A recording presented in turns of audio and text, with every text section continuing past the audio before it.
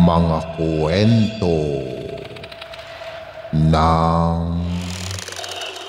lagim.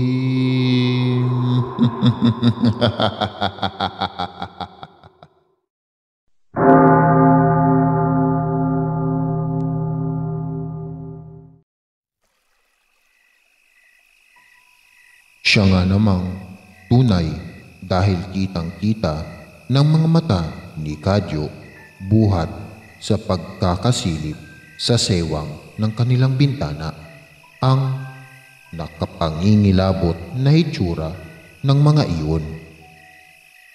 Salit-salitan pa sa pagdaan at parang namamasyal lang sa tarangkahan ng kanilang dampa. Nahigit pa ni Kadyo ang hininga sa takot nang marinig niya ang nakapangingilabot at walang poknat na alulungan ng mga iyon sa ilalim ng bilog na buwan. Sa muli niyang pagsilip sa sewang ng bintana ay natanaw niya sa labas na waring mga nakatingin na sa direksyon ng kanilang dampa ang mga iyon at parang may maitim na binabalak. Maya-maya nga lang ay nakarinig sila ng malakas at sunod-sunod na pagbungo at pagdampa sa kanilang pintuan na waring nagpipilit pumasok. Naging alerto agad si Tatang Jose habang hawak ang matalim na gulok. Samantalang si Kadyo ay duwag na nagkubli lamang sa likuran ng matanda. Nalunok na lang nila parehas ang sariling laway ng tagumpay na bumigay ang pintuan ng dampa at iniluwa ang mga bulto ng naglalaway na mga aswang. Sumaginsing pa ang mga iyon na parang sagip manglapa. Sa mabilis din na sandali ay agad silang dinaluhong ng mga aswang. Mabuti na lamang at nagawang agad na tagain ni Tatang Jose ang unang asbo na sumugod sa kanila. Tila na estatwa naman si Kadyo sa mabilis na pangyayari. Nagising lang siya ng malakas na batukan ng kanyang Tatang Jose. Ang lagay ay ako lamang ba ang lalaban sa mga hinayupak na mga aswang na ito, Kadyo? Napakaduwag mo talagang lalaki ka. Aba, nasaan ang sinasabi mong mutya? Ngayon natin iyan kailangan. Sigaw sa kanya ng matanda. Pero sadyang ginapangan na ng matinding takot si Kadyo at talagang hindi siya natinag sa kinapopwestuhan niya. Kulang na nga lang ay mawalan siya ng ulirat sa pagkakatayo sa labis na sindak. Nahimasmasan lang siya nang makita na sinakmal ng isang aswang ang Tatang Jose niya at ipinagwagwagan. Sigaw ng sigaw ang matanda. Nahalatang nasasaktan, ngunit patuloy pa rin naman na tinataga ang aswang na may sakmal sa kanya. Hanggang sa mabilis itong itinakbo ng asbo patungo sa dilim. Hahabulin sana ito ni Kadyo, ngunit hinarangan siya ng dalawa pang aswang. Agad siyang dinambahan ng mga iyon at sabay na dinaluhong. Mabuti na lang at nakailag siya. Nanginginig din siya sa takot dahil naisip niyang baka ito ang kanyang katapusan. Ngunit ganun na lang ang gulat niya nang biglang uminit ang buo niyang katawan at parang may enerhiyang nais kumawala mula sa loob ng kanyang kaibuturan. Sa hindi malamang dahilan ay biglaan ang pagsiklab ng nagbabagang apoy sa parehas niyang palad.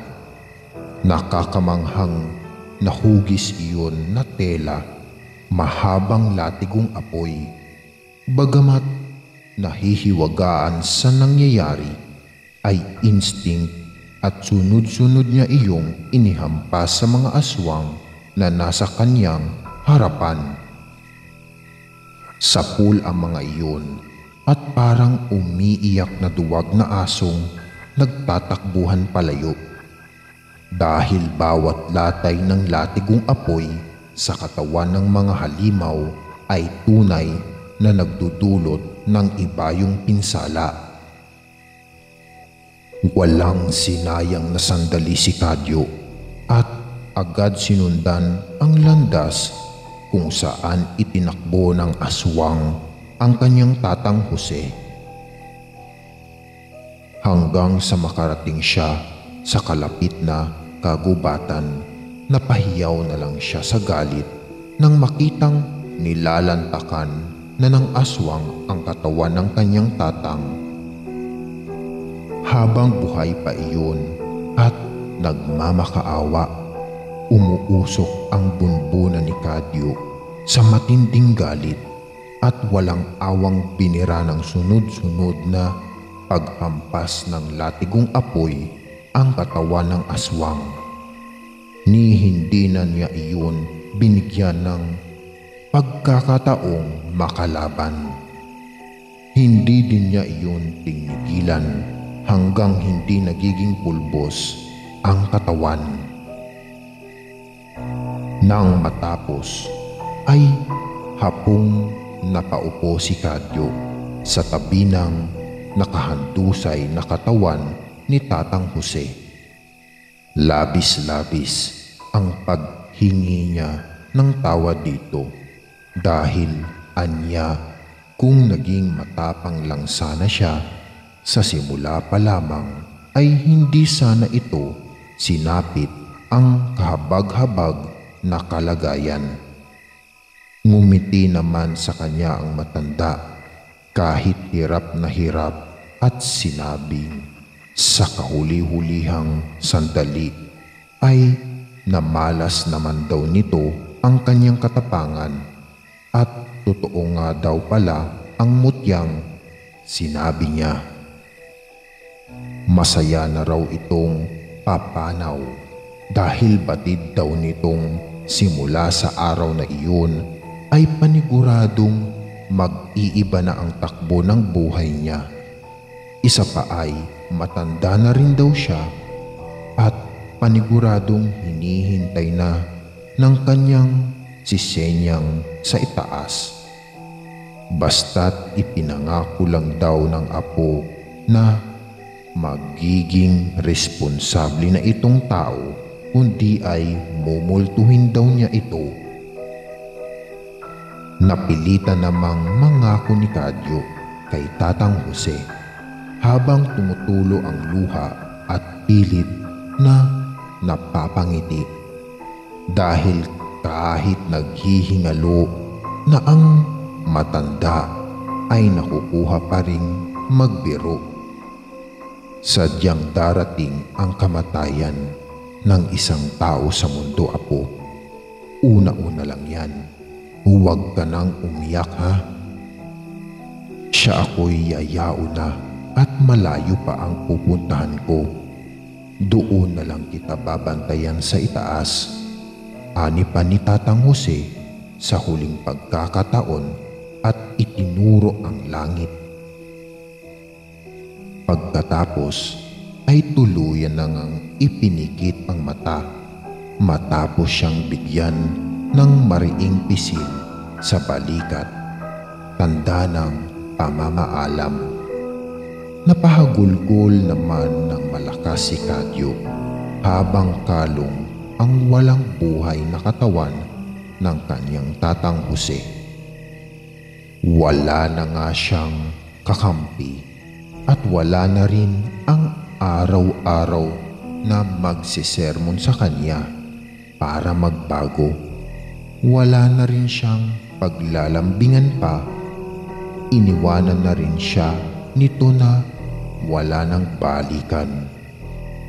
Dahil sa labis na puot ay isinumpa ni Kadyo sa walang buhay nitong katawan na mananagot ng mahal ang lahat ng mga aswang sa kanilang baryo. Tutugisin niya ang mga iyon at pupuksain. Kinabukasan, hindi pa sumisikat ang araw ay makikitang abalang-abala na si Kadyo sa pagbubungkal ng lupa sa loob ng kanilang bakuran. Umiiyak siya habang ginagawa iyon dahil sa hukay na ginagawa niya. Doon niya pansamantalang ililibing ang kanyang tatang Jose dahil batid niyang nasa gitna pa ng kaguluhan ang buong baryo, masinlok.